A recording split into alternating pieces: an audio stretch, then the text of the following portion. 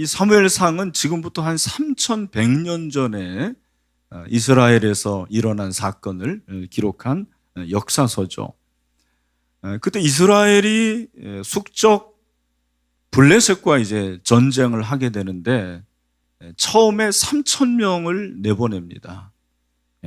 4,000명, 죄송합니다. 4,000명을 내보냈는데 다 죽죠.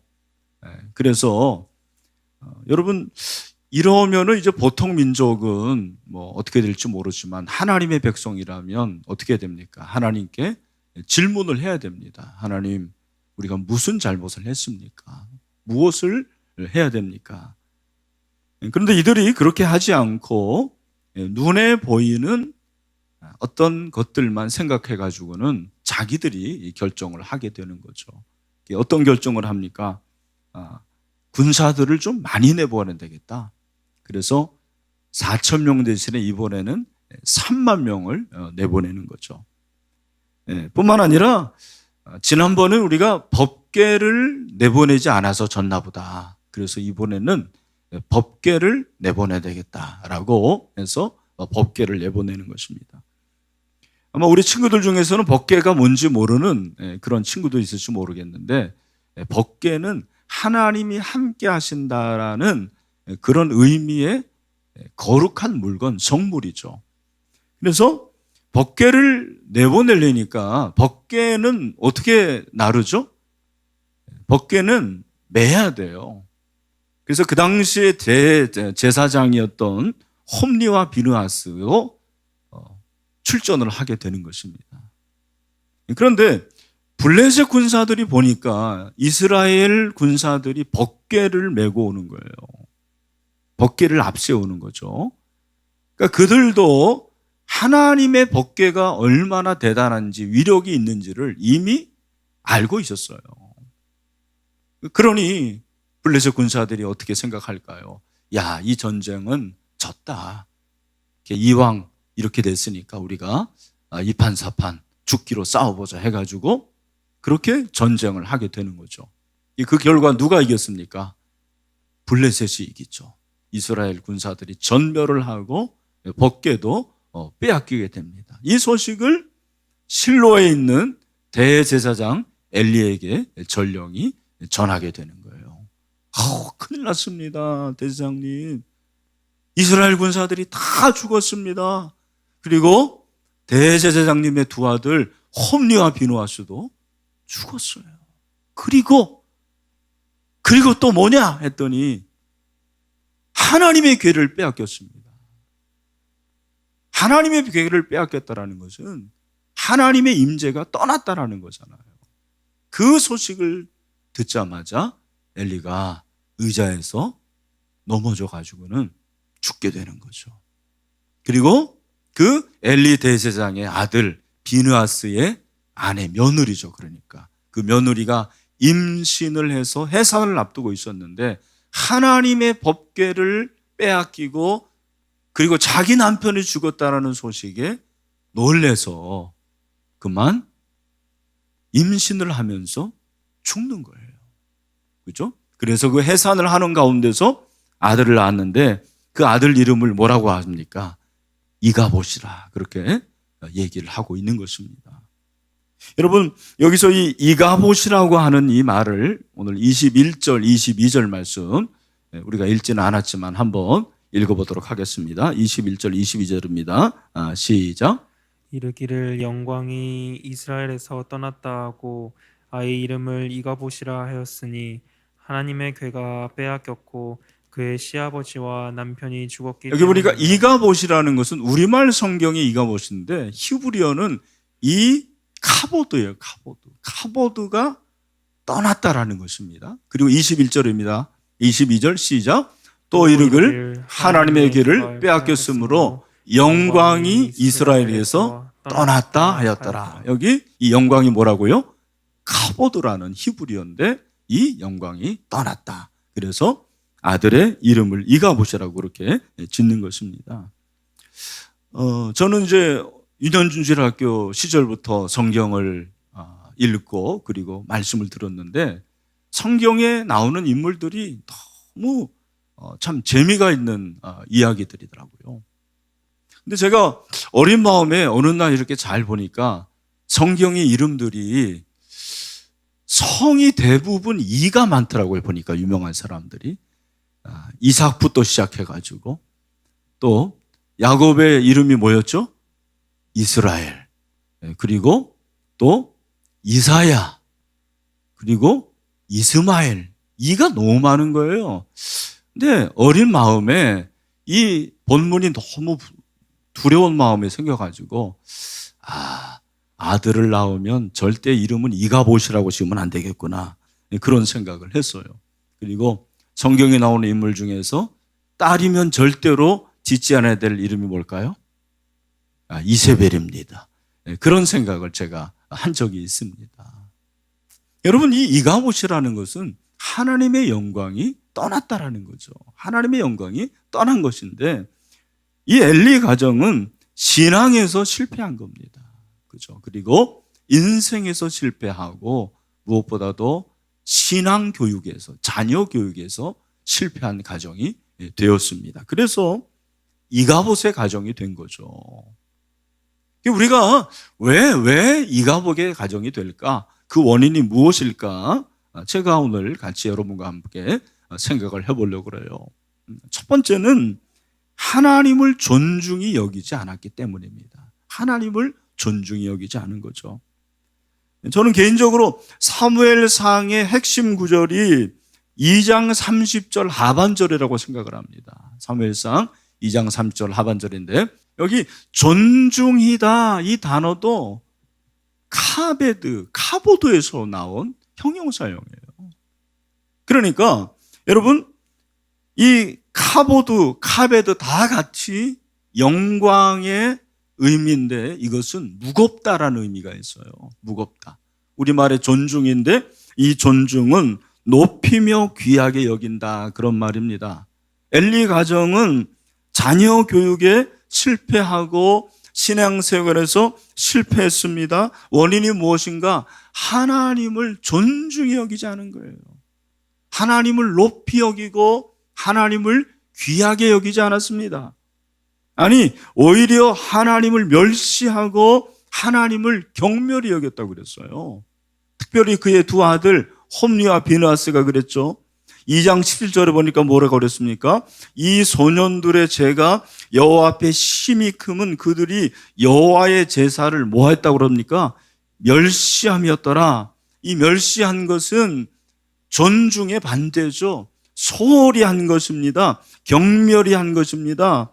엘리의 이 두 아들은 제사장의 아들로서 하나님께 드리는 제물을 함부로 해요.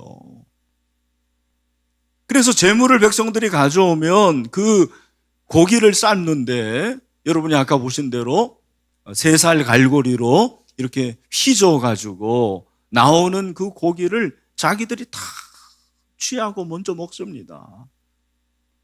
그리고 이스라엘 백성들이 가져오는 그 제물 중에 제일 비싼 제물이 뭐예요? 소죠, 소. 여러분, 소를 불러 태워서 하나님께 드리는데 그 소 중에서 제일 맛있는 거를 자기들이 먼저 먹어버리는 것입니다. 그러면 여러분 엘리 제사장이 아버지로서 자녀들이 그렇게 하는 걸 보면 어떻게 해야 되겠습니까? 당연히 혼내야죠. 꾸짖어야죠. 그러나 엘리 제사장은 그렇게 하지 않습니다. 2장 24절에 보니까 내 아들들아 그리하지 말라. 내게 들리는 소문이 좋지 아니하니라. 너희가 여호와의 백성으로 범죄하게 하는도다. 꾸짖지 않아요. 그냥 타이릅니다. 좋은 게 좋다고 생각을 하는 거예요. 왜 그랬을까요? 엘리의 마음속에는 하나님보다 자식을 더 존중히 여기는 마음이 있었어요. 하나님보다 자식을 더 귀히 여깁니다. 그래서 아들들이 하나님을 무시하고 망나니처럼 그대로 내버려 둡니다.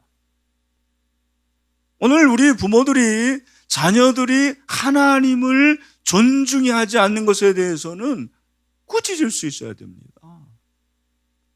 여러분 그거는 인권의 문제가 아니에요. 제가 항상 말씀드립니다. 인권보다 위에 뭐가 있다고요? 신권이 있습니다. 하나님의 권세가 있는 것입니다.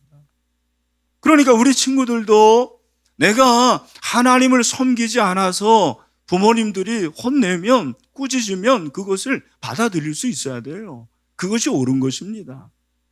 그러니까 이 가정은 아버지도 그랬고 아들들도 그랬고 하나님을 존중히 여기지 않습니다. 당연히 하나님의 영광 카보드가 떠나죠. 그래서 이 카보드의 가정이 된 거예요. 그런데 그 시절에 한 가정이 있었는데 이 가정은 하나님을 존중히 여기는 가정이었어요. 한나의 가정이죠. 여러분 자기 소개 영상에서 봤죠? 아들이 없었어요. 그래서 하나님께 간절히 기도했을 때 하나님께서 그에게 뭐를 주십니까? 아들을 주시는데 그 아들 이름이 뭐다? 사무엘. 사무엘입니다. 사무엘은 사실은 하나님이 내 기도를 들었다라는 거예요. 그죠? 사무엘은 하나님의 기도의 응답의 선물입니다. 한나는 사무엘이 어렸을 때부터 자녀 교육을 너무 잘했어요. 그 자녀 교육이 잘한 것은 가르침보다도 부모로서 보여준 거예요. 어떻게 보여줬습니까? 그 말씀이 저는 사무엘상 2장 18절 19절에 있다고 생각을 해요. 여기 보니까 사무엘은 어렸을 때 세마포 에봇을 입고 여호와 앞에 섬겼는데 그의 어머니가 매년 드리는 제사를 드리러 그의 남편과 함께 올라갔다고 그랬어요.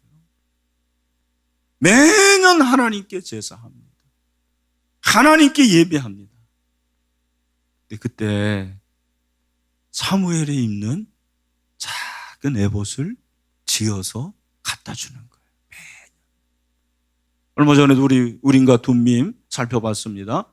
혹시 우리 친구들 에봇이 뭔지 모르니까 한번 보여드릴게요. 에봇은 제사장이 입는 옷이죠. 그래서 이 제사장이 입는 옷이라는 것은 뭡니까? 예?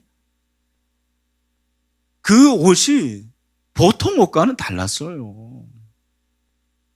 이 제사장이 입는 이 에봇을 매년 지어서 갖다 주는 거예요.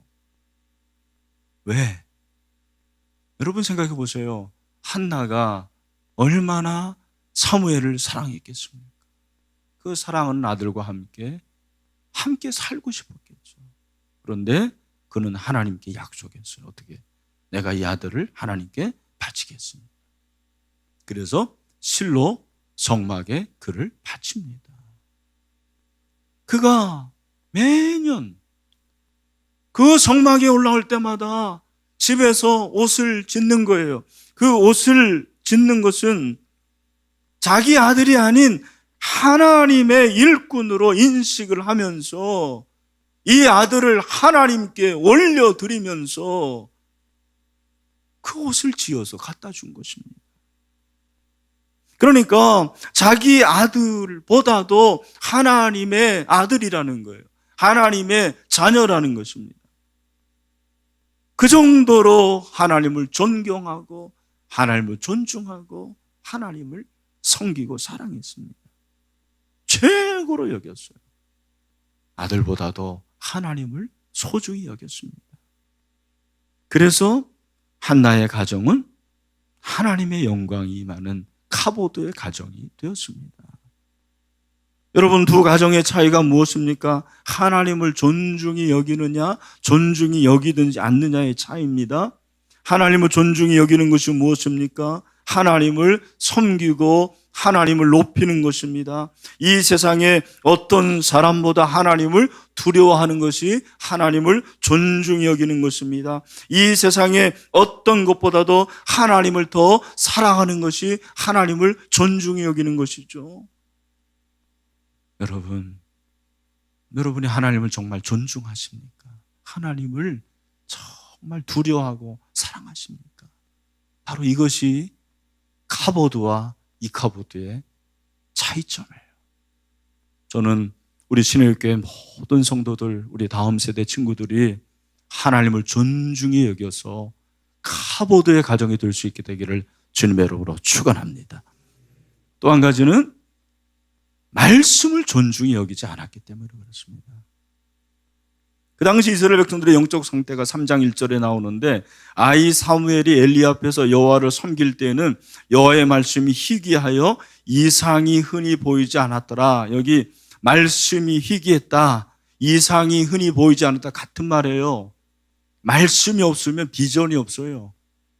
비전이 없다라는 것은 말씀이 없다라는 것입니다. 이 말씀을 말씀으로 대접하지 않은 거예요. 여러분, 인간도 그렇습니다.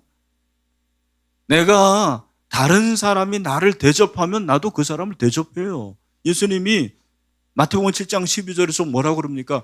너희가 남에게 대접을 받고자 하는 대로 너희도 뭐하라? 남을 대접하라고 그랬어요. 여러분, 하나님의 말씀을 얼마나 대접하십니까? 하나님의 말씀을 귀하게 대접하면 하나님도 우리를 귀하게 대접해 주시는 거예요. 엘리는 하나님의 말씀을 부대접해요. 말씀을 주인으로 섬기지 않습니다. 제가 오늘 우리 다음 세대 친구들에게 한 가지 꼭 얘기하고 싶은 거, 여러분들이 성공하려면 그 비결이 뭐냐? 저는 다른 거 말하지 않습니다. 책을 읽으세요. 책을 읽어야 돼요. 공부하지 않는 사람은 발전할 수 없습니다. 그 중에서도 꼭 읽어야 될 책이 성경책이에요. 성경책 한 번 일독하지 않고 신앙생활하는 교인들이 많아요. 우리 친구들, 부모님들한테 물어보세요. 엄마, 성경 일독했어요? 아빠, 성경 일독했어요? 하나님의 말씀을 부대접해요. 이것이 하나님의 영광이 없다는 증거입니다. 성경에서 과학을 발견하고, 성경에서 진리를 발견하고, 성경에서 놀라운 하나님의 뜻을 발견하는 거예요. 그게 바로 디모데후서 3장 16절이죠. 우리 다 같이 한번 읽겠습니다. 시작. 모든 성경은 하나님의 감동으로 된 것으로 교훈과 책망과 바르게 함과 의로 교육하기에 유익하니. 이 서울대학교에 재원호 교수라는 분이 있는데 물리학과 교수예요. 제가 이번에 한번 참 초대하고 싶은데 참 강의할 때 우리가 알아들을 수 있을까 해서 제가 좀 그렇습니다. 근데 이분이 최근에 과학과 신이라는 세미나를 했는데 거기서 이런 얘기를 했더라고요. 저는 성경과 과학을 통해 하늘과 땅의 이치를 깨달아가고 있습니다. 그러니까 과학과 신이 모순이 아니라 상호 보완적이죠. 그렇게 얘기를 하고 있어요. 여러분, 이 성경이 과학은 아니에요. 그러나 성경 안에 뭐가 있습니까? 과학이 있는 거예요. 과학 안에 누가 있습니까? 하나님이 계시거든요. 우리 친구들, 성경과 과학이 모순된다고 생각하지 마세요. 그렇지 않아요. 하나님의 말씀을 존중하는 것은 하나님의 말씀을 잘 읽는 거예요. 그리고 하나님의 말씀을 잘 듣는 겁니다. 전도사님의 말씀을 잘 들으세요. 선생님이 여러분에게 가르쳐주는 말씀을 잘 들으세요. 그게 공부 잘하는 비결이에요. 남의 말을 잘 듣는 거예요. 하나님의 말씀을 얼마나 잘 들어야 될까요? 정말 말씀을 잘 들어야 돼요. 그리고 하나님의 말씀을 읽고 듣고 그 말씀을 지키는 거죠. 그 말씀대로 지켜 행하는 것을 말하는 것입니다. 하나님의 말씀은 크게 두 가지예요. 이 성경을 크게 두 가지로 말하면 하나님 사랑과 이웃 사랑이에요. 하나님 사랑은 하나님을 존중하는 것이고 이웃 사랑은 이웃을 존중하는 거예요. 그게 10계명인데 1계명부터 4계명이 하나님을 존중하는 것에 대해서 나왔어요. 5계명과 10계명은 이웃을 존중하고 이웃을 사랑하는 것을 말합니다. 부모님을 존경하고 부모님의 말씀에 순종해야 돼요. 남의 것을 도둑질해서는 안 돼요. 불로소득 그거 좋은 거 아니에요. 그리고 포르노 영화, 야한 그런 동영상 여러분 보지 마세요. 어렸을 때 보면 성에 대한 신비감이 사라져요. 절대로 보지 마세요. 거짓말하지 마세요. 하나님이 제일 싫어하는 게 거짓말이에요. 남의 것을 탐내지 마세요. 그리고 이웃을 섬기고 이웃을 사랑하세요. 가난하고 불쌍한 사람들을 도우세요. 이게 바로 성경의 말씀을 존중하는 거예요. 우리 친구들, 성경과 과학이 모순된다고 생각하지 마세요. 그렇지 않아요. 하나님의 말씀은 얼마나 잘 들어야 될까요? 정말 말씀을 잘 들어야 돼요. 그리고 하나님의 말씀을 잘 듣는 거예요. 남의 것을 탐내지 마세요. 우리가 그렇게 살아가라라는 것입니다. 그러면 하나님의 영광이 임해요. 카보드가 임한다라는 것이죠. 하나님이 그런 사람을 분명히 사용하시는 거죠. 저는 우리 다음 세대 친구들이 하나님의 말씀을 잘 듣고 하나님의 말씀을 읽고 하나님의 말씀을 잘 지켜서 카보드의 영광이 임하는 그런 우리 다음 세대가 될 수 있게 되기를 주님의 이름으로 축원합니다. 우리 마지막으로 부모님이 부탁드립니다. 코로나로 인해서 가정에 머무는 시간이 많아요. 가정이 신앙 교육의 현장이 돼야 됩니다. 제가 최근에 책을 읽으면서 맨튼이라는 사람의 말이 너무 마음에 와닿았어요. 뭐라고 그랬냐면, 여기 한번 해주세요. 가정과 교회, 가정은 교회와 국가의 신학교다. 한번 따라합시다. 가정은 교회와 국가의 신학교다. 여러분 신학교 다니고 있어요? 다니고 있다니까요. 어디에서? 가정에서. 저는 신학을 신학교에서 배웠어요. 신학은 하나님을 배우는 학문이죠. 그런데 그 하나님을 신학교에서 배우는 게 아니고 가정에서 배운다라는 거예요. 가정이 신학교라는 거죠. 우리 자녀들에게 가정에서 하나님을 가르치는 거죠. 하나님을 배우도록 하는 거죠. 여러분, 성경이 가장 읽혀지고 그리고 말씀이 가장 흥황할 때는 가정에서 이런 역사가 있었다는 거죠. 성경을 보면은 성경의 가정은 세상과 달랐어요. 뭐가 다릅니까? 여러분 신약을 보면은요, 신약의 배경이 그리스 로마인데 로마에서의 가정은 오로지 하나였습니다. 목적이 뭐냐면 엘리트를 양육하는, 교육하는 장소였어요.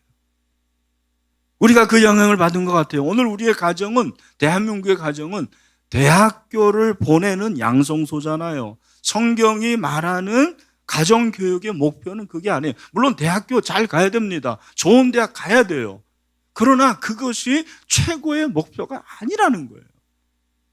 가정의 최고의 목표가 뭐냐? 경건해요. 하나님을 존중히 여기는 자녀들을 길러내는 거예요. 그것이 부모의 역할입니다. 그 일을 여러분이 하시는 거예요. 그러므로 부모가 먼저 하나님의 은혜를 깨닫고 하나님을 경외하고 경건한 삶을 자녀들에게 보여줘야 되는 거죠. 그것이 진짜 교육이죠. 하나님을 존중하는 것이 최우선임을 입으로만이 아니라 삶으로 보여주는 그 가정 가운데 카보드의 영광이 임하게 될 줄로 믿습니다. 말씀을 맺습니다. 여러분의 가정은 카보드의 가정이 되기를 원하십니까? 이카보드의 가정이 되기를 원하십니까? 여러분, 그 답은 여러분의 중심에 있는 거예요. 오늘 이 말씀을 듣고 우리 부모와 자녀들 모두가 한번 결심합시다. 하나님, 우리 가정 하나님을 존중하는 가정 되게 하여 주시옵소서. 말씀을 존중하는 가정 되게 하여 주시옵소서. 카보드의 영광이 임하는 가정 되기를 소원합니다. 이런 은혜가 있게 되기를 주님의 이름으로 축원합니다.